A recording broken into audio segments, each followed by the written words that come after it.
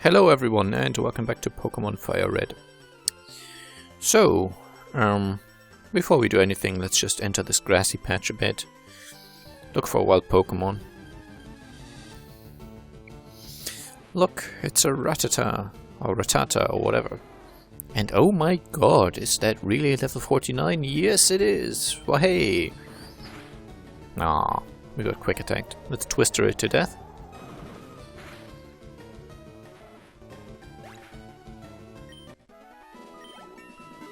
Oh dear, we just made it to level 50, what a surprise.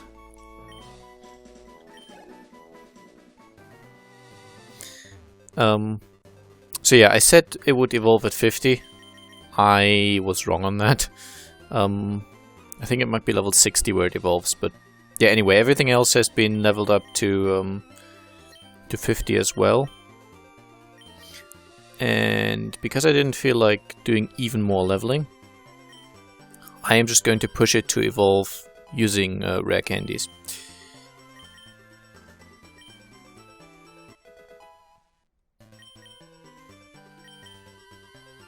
And the reason I leveled everyone up so much is because that way I basically don't need to do any more leveling until pretty much our team is finalized.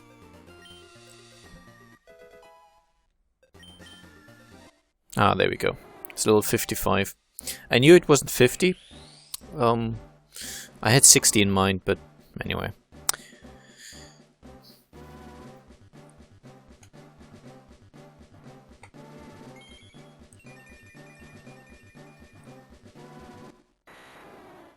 And there it is. Dragonair turned into Dragonite. And now it's trying to learn Wing Attack, which we will definitely teach it, and it can forget Wrap.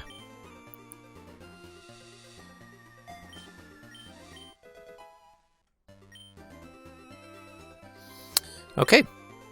I still have some rare candies left over, but I don't really need them at this point.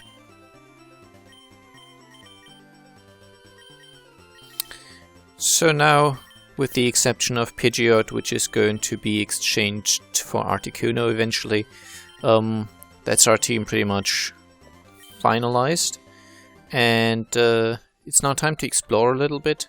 We're kind of at an open stage of the game right now where we can actually do a lot of things.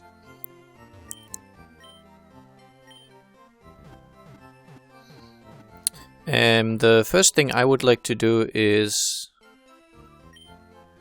check out the Pokemart here, see if we can buy anything. I definitely have a bunch of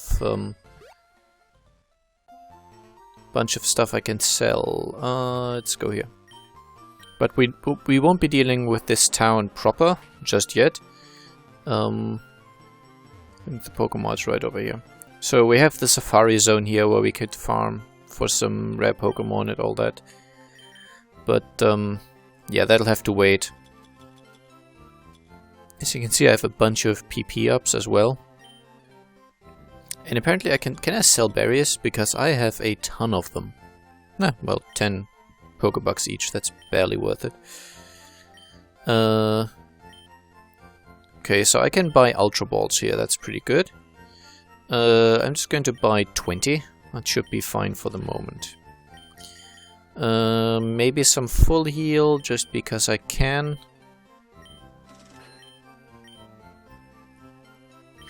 But I actually do want to sell things, or rather my nuggets. Whoa, 23. There we go. We are not poor.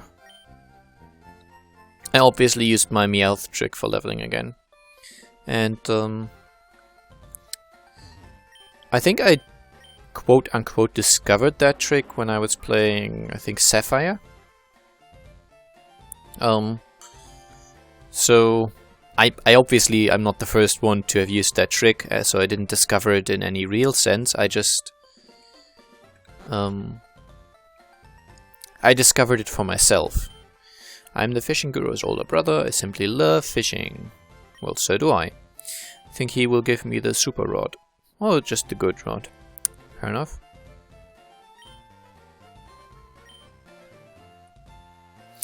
So the thing about the old rod that we started out with is it can only catch Magikarp. In any kind of water in the game, all you can get with it is Magikarp, which is obviously a bit dumb. Whereas the good rod that we got just now, so yeah, just quickly getting the experience share here because I have definitely got enough in my Pokédex. The good rod can actually give us some more interesting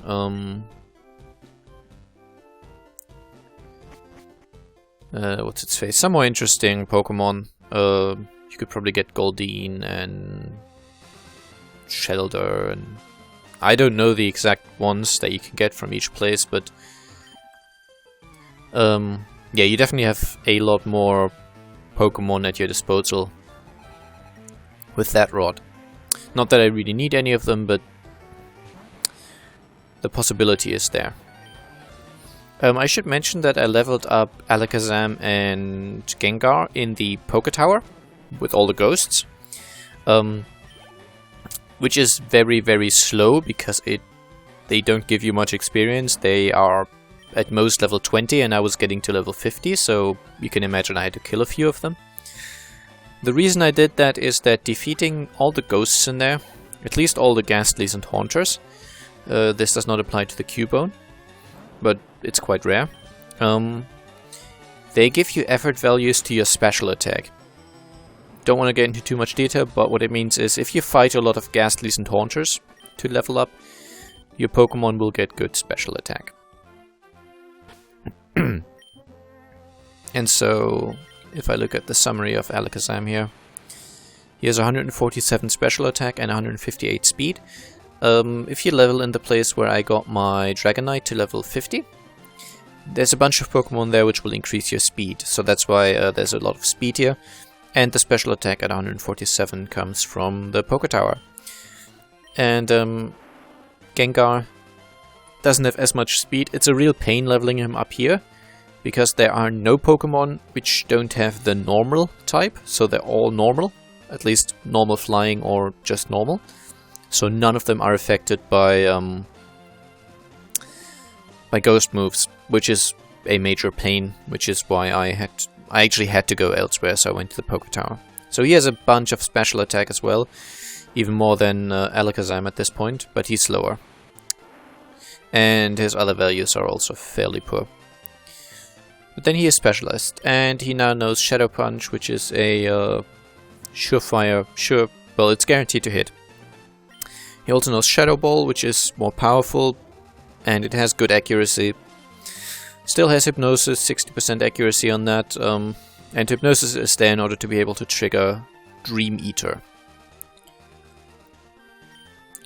I forgot to go through this earlier, so now I'm doing it now. Charizard, fairly good special attack, and he's now learned Slash. I think he does no longer know Metal Claw, because why would I want that? Pidgeot knows Agility, which improves his speed quite a bit. He already has high speed, so it's not necessary, but I think I only removed something useless from that slot anyway, so yeah. Gyarados knows Hydro Pump and Dragon Dance. Hydro Pump, very powerful water attack with a fairly low accuracy. Well, 80, it's not that low, but it's not 100. And I also taught him Dragon Dance. It's a self-buff. I will end up probably not using it much, but I think Dragon Rage was what was in this slot before, and that was kind of no longer really useful anymore. And finally Dragonite, of course. Wing Attack, Slam, Dragon Rage and Twister. Again, Dragon Rage and Twister are very much replaceable. Anyway, this is the other way we could have gone to get to Fuchsia City. And I'm now going it sort of the wrong way around. Just to deal with all the trainers here and all that stuff. I guess this is something of an optional episode. There's not going to be much progression. But I don't want to cut out any of that, basically. I've seen other people who do Pokemon sort of cut out all the trainer battles, and I would agree that a lot of them are somewhat repetitive, but I'm already cutting out pretty much all of the wild encounters and all of the leveling. So I thought might as well keep something in, which in this case for me I'm going to keep in all the trainer battles. They're where you're most likely to get level ups because of the bonus experience, and they are also where you're most likely to get your money. Well, in my case I have my Meowth trick, so I don't have money issues, but you know, sometimes the trainers say funny things. I just don't want to cut those, so I'm not going to. If you find those boring, you can always just skip ahead by a minute or two, and I guess in this particular episode you can skip ahead to wherever, because that's likely all I'm going to do. Dodrio is actually a fairly powerful Pokemon. Well, mostly it knows Tri-Attack, I believe, which it does decent damage, and it can freeze or burn or paralyze.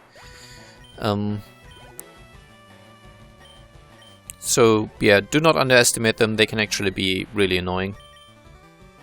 Luckily Alakazam is really fast and knows Confusion, which is really powerful.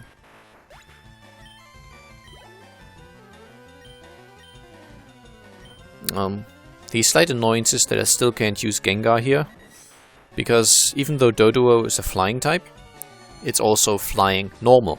So again, ghost type moves do nothing. I can kill them, but I have to put them to sleep first, and then I can use Dream Eater, which just takes a long time. And one of the reasons I leveled so much is that I am then able to one-hit pretty much anything.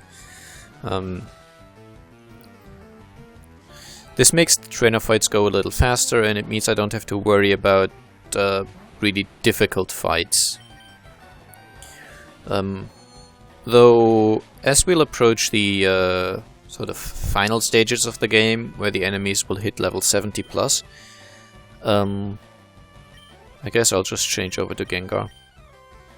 Yeah, but once we approach those stages, I will no longer be as overpowered. I'm not going to be leveling those guys much beyond, I guess, maybe 75. And that'll only be at a much later stage when I have much stronger places to train them up anyway. Just using Gengar for the moment, because these guys are actually not immune to ghost moves. So that way I can just get experience here a little more easily.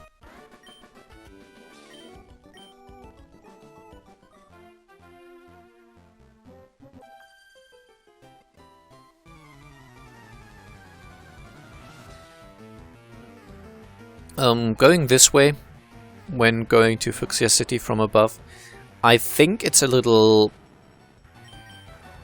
I don't know, I'd say it's more difficult. The bike path has a lot of enemies you can easily avoid, and there's a fair amount of optional encounters. If you aren't that powerful yet, I would definitely take the bike path, especially because the enemy Pokemon are so limited to the point where if you have a single Pokemon that knows Confusion or Psybeam or Psychic or anything like that, you will have a really easy time dealing with enemies on the bike path. I think there's one guy who has a Voltorb or two, but all the others are either poison or fighting, which Psychic is strong against. So that's definitely the way I would go if I was weaker. In this particular case, I wasn't. Obviously, I didn't have trouble with the enemies in terms of my own power, but I felt like going the bike path first just because there was no particular reason to. I could have gone this way just as well. Against a Wigglytuff, I will change Pokemon, but there's no point bringing out Gengar because Wigglypuff is a normal type. As you can see, by the way, because the experience bar is perfectly not filled, I think the last 2 or 3 levels for Charizard I used rare candies because I felt I was bored by all the leveling, basically. As you can guess, it did take a while. Even with the speed up feature, it did take a while.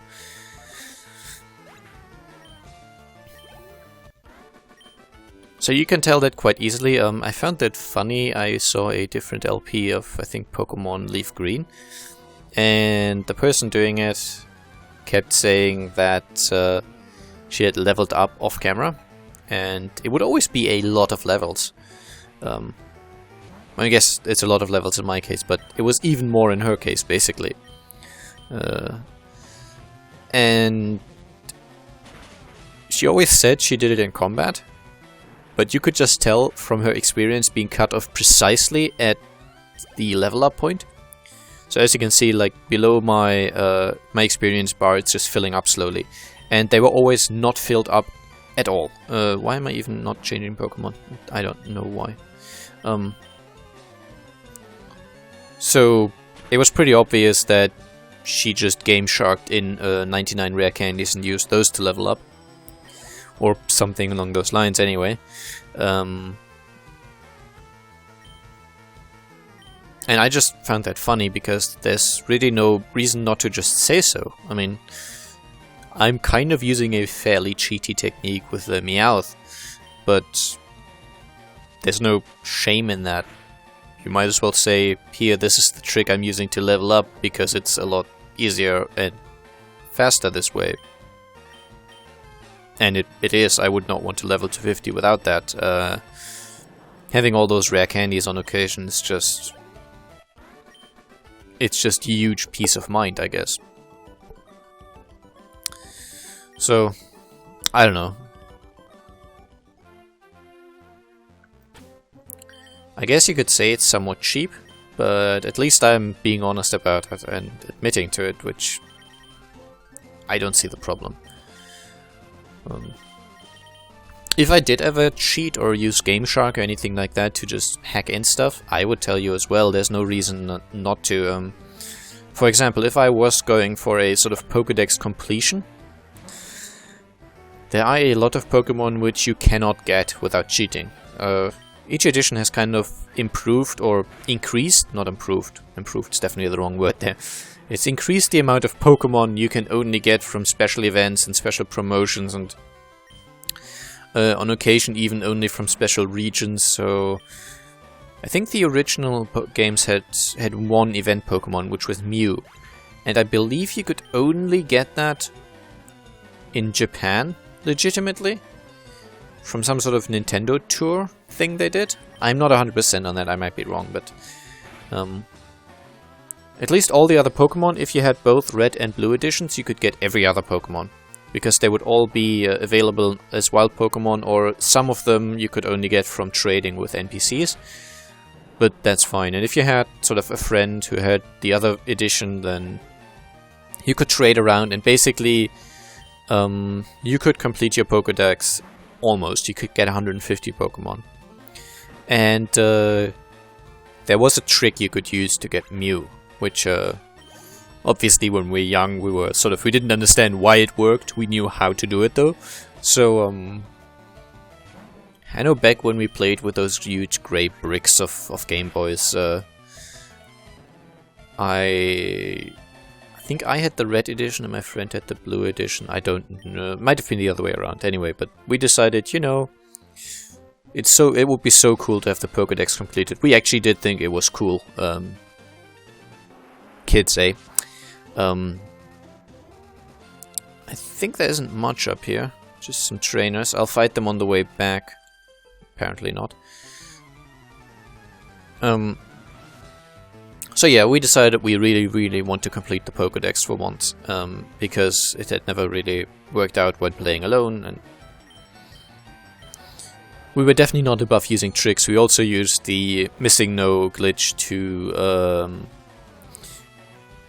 to multiply our items, so we even before we fought the top 4, Elite 4 I think, yeah, Elite 4 in English, we would basically use rare candy to get all the Pokemon up to level 100, and yeah, I guess it was somewhat cheaty, but it's the way we did it. Anyway, TM18 Rain Dance, pretty cool item, pretty cool TM. I think this is a double fight, so let's go for it. My sister gets scary when we lose. Oh dear. And he's called Ron as well. Poor lad, poor lad. So they have 2 fighting Pokemon. Let's see how they do against a Ghost and a Flying type. So I'm going to Shadow Ball Hitmonchan, and I am going to Wing Attack Hitmonlee. Let's see how it goes. This should be a one-hit kill. It's a stab attack, 21 levels above him and a type advantage. Pretty obvious. This might not be a... okay, it is a kill. It's also a stab attack and the level bonus is there, it just wasn't super effective. So yeah, anyway, we did spend a lot of time just grinding those games out. I think I still have that save game on my cartridge. It's a... obviously massively cheated. Well, I had every Pokemon in its final evolution stage at level 100. Just because we felt like doing that. So, that's what we had. Using obviously heavily duplicated rare candies to get there. I think we trained up to maybe level 40-ish. Just about as much as you had to be able to perform the glitch to multiply the items. And then you had to put the item at spot 6 in your inventory and then talk to the guy who taught you how to catch a Pokemon. Then you flew over to the island and kind of surfed around, and then you'd encounter a missing no and you'd run away, and then you'd have the items multiplied. Something like that anyway. This should be not very effective. Yeah, should have used Flamethrower. Nah, paralyzed. Well, at least he's using a Tail Whip. That's okay.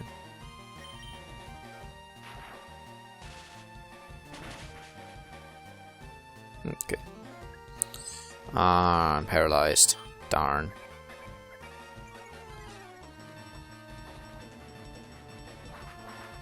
Okay. And there's the kill.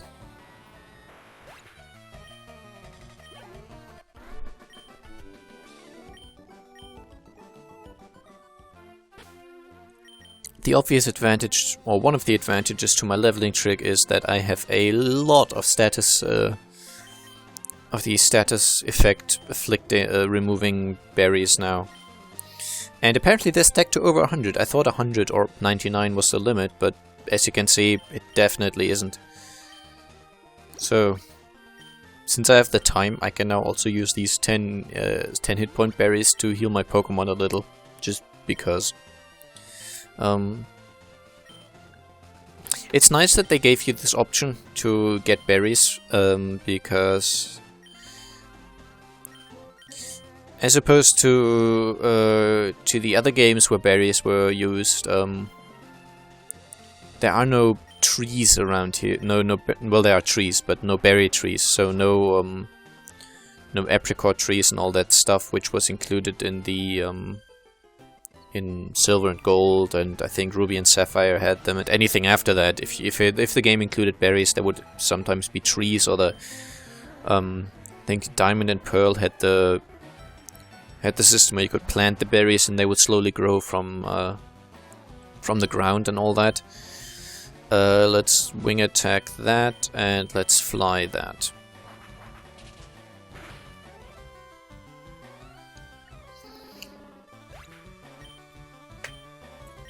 So yeah, in this game, because all these options didn't exist,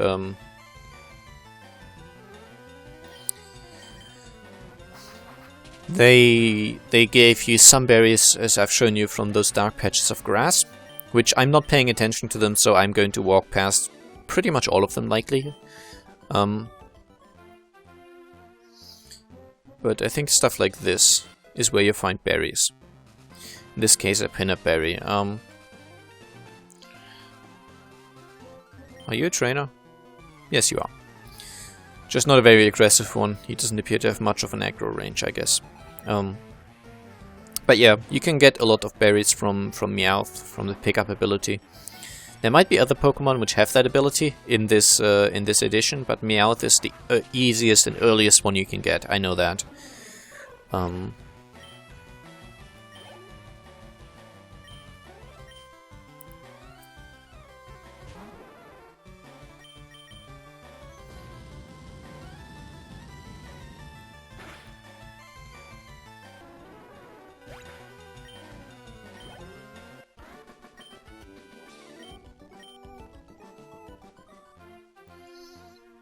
And so berries are definitely the most common thing to get. I'm going to fight all these guys. Berries are the most common thing to get from the pickup. But you can't get all of them. There's a limited set of berries that you can get from it, but they are... I think all of the ones that allow you to cure status afflictions, like confusion, paralysis, being frozen, burning, all that stuff, I think all of those you can get. And 4 or 5 different ones that...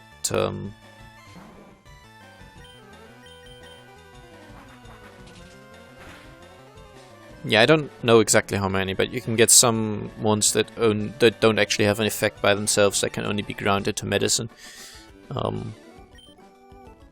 Which I've never done in this game, so... so yeah, I have actually beaten FireRed, I think twice.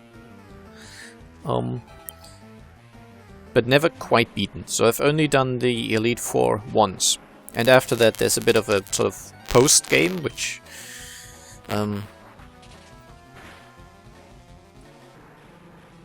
kind of introduces you to the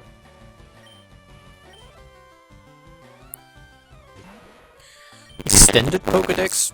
So this is a 3rd gen game, so obviously more than 151 Pokemon existed by then. But in order to get those special, secret, whatever, the additional Pokemon from Gen 2 and 3, you have to beat the game once, essentially.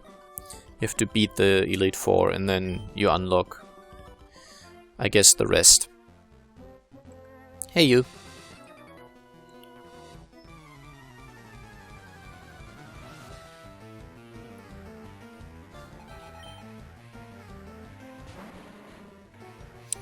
And I've never really done that. I've kind of started it once but never finished it because I think I was really underpowered by then. I'd barely managed the Elite Four and I didn't feel like leveling up further, so I think that's how that went. So anyway, those bits of the game will actually be fairly blind. Ding! Level 51. Which would mean it's time for Pidgeot.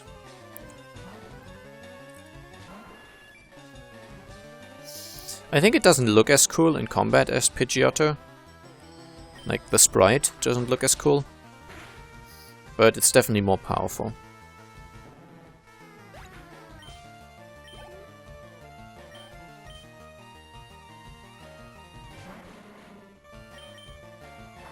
Not that it really matters at this point, I'm obviously overpowered as hell.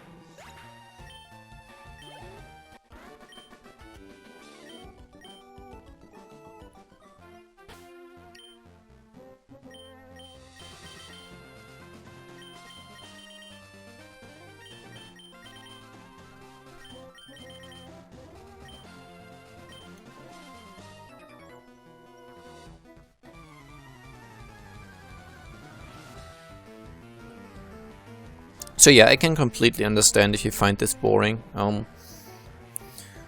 Probably going to end the episode after this fight anyway. But next episode's not going to be much more interesting. I'm just going to backtrack and pick up all the items you can get here and defeat all the trainers. I might mark these episodes as optional, just to...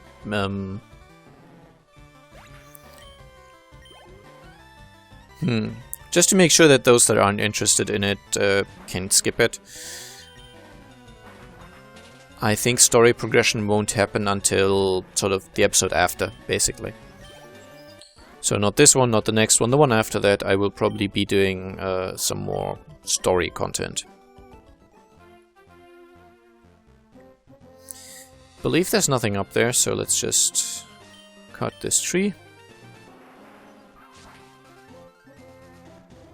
And we've defeated everyone here, so let's go for this guy next.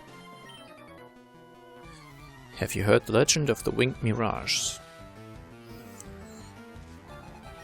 I think that might be referring to the legendary bird Pokemon. In which case, yes, I have heard of them. So what we'll do next is basically do, or story-wise, I guess, what we'll do after this is go to Fuchsia City and deal with that place. There's the Safari Zone, which I'm not really interested in any of the Pokemon there for using them, but I'm going to catch some for the Pokédex anyway. And more importantly, inside the Safari Zone you get both, well, you get Surf and you get an item that you will trade for Strength. So 2 HMs from that same area.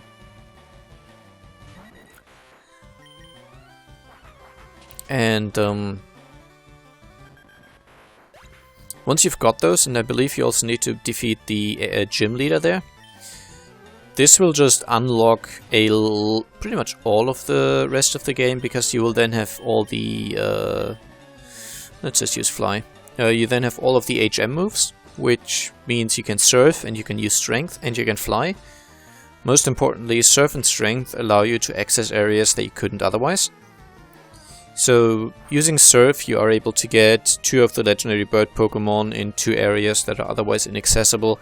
You can reach the, I think, Cinnabar Island, the final, or the 7th gym is there, so you can reach that.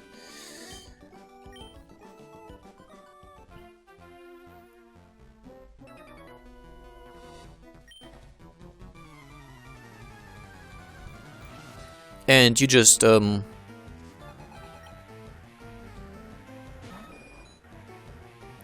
yeah, you can just access a lot of areas that were not previously accessible that way.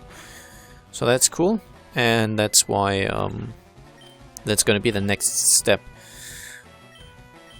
I also need to check where you actually end up getting the item that allows you to enter the central town. Because all of the guards are thirsty, so you need to give them something to drink, and that used to be just the just any drink from the sort of big store. But they've changed it now. You need some kind of tea, I believe, which you get from some old lady, but I don't know where that old lady is anymore. And I'm not sure how easy it is to find her.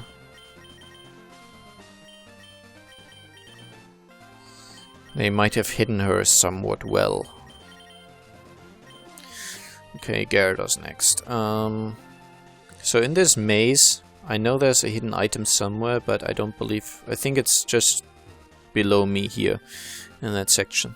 But I'm obviously going to talk to all the trainers and fight all of them.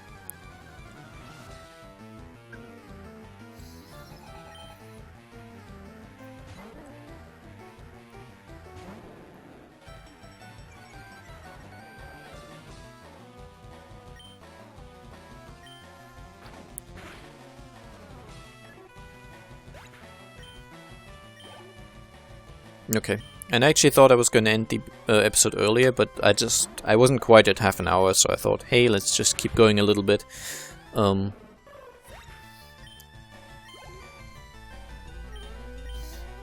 I think after this fight I will actually make a cut. Thank everyone. I thank everyone for sticking around for as long as they did. Definitely appreciate it.